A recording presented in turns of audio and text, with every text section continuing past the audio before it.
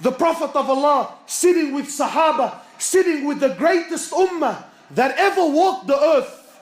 The greatest ummah that ever walked the earth. Authentic hadith. And this is my opinion, or the opinion of the ulama and the mashayikh. Allah sends down Quran speaking about Sahaba. He says, I am pleased with them and they are pleased with me. The Prophet of Allah in the authentic hadith, tune in, huh? Tune in. In the authentic hadith, the Prophet of Allah sitting with Sahaba, he says to them, I see what you don't see, and I hear what you don't hear. He says, أَطَّتِ السَّمَاء وَحُكَّ لَهَا أَن تَئِطْ. He says, the heavens have squeaked, and they have every right to squeak. So Sahaba are amazed. What do you mean, O Prophet of Allah? What do you mean that the heavens have squeaked? What do you mean that the 7 heavens have squeaked?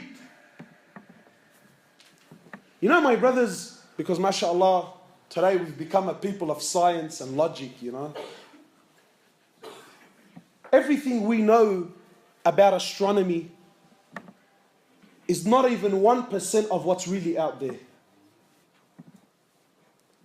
And our solar system, our galaxy, is one of millions and millions that are out there. And in our solar system alone, in our galaxy alone, one of the scholars was saying, he says, there are so many stars in our galaxy alone. I'm not going to tell you what's, ours is one of millions, so never mind the millions, our one alone. He says in our galaxy alone, there are so many stars. You know, the sun is one of the smaller stars that are in our galaxy. And the sun alone is millions and millions of times bigger than the earth. So the scholar is saying, if we were given 1 second to name every single star that is in our galaxy, you ready for this? You will need 300 trillion years and you wouldn't name every star that is in our galaxy. And all this is in Samawat al-Ula, is in the first heavens. The Prophet of Allah is saying the 7 heavens have squeaked and they have every right to squeak. Why? Why, O Prophet of Allah? Why have they squeaked? You know, sometimes you put a lot of weight onto something, so it starts making noise, it starts giving way because it can't carry the load. The Prophet of Allah says the 7 heavens can no longer carry the load. The load of what? He says, مَا فِي مَوْضِعَ أَرْبَ أَصَابِعَ. There isn't room in all these heavens for 4 fingers except there is an angel in prostration to Allah. And you think Allah needs your money on the way out, huh? You think Allah cares whether you pray or you don't. There isn't room for 4 fingers in all the heavens except there is an angel in prostration to Allah.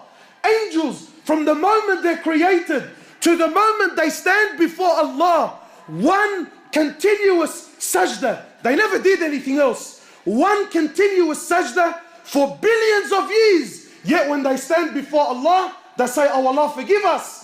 Forgive us, Ya Allah, for we did not give haqq to your ibadah. We didn't give rights. We didn't worship you the way you should be worshipped. And you and I think that Allah needs us. People walking around with a big chip on his shoulder with an attitude. My brothers, Allah Azza wa Jal doesn't need anyone.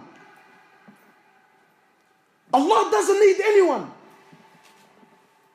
In the hadith Qudsi, in the authentic hadith, Allah Azza wa Jal he says, Ya ibadi, are my slaves. Every single one of you is hungry except whom I feed.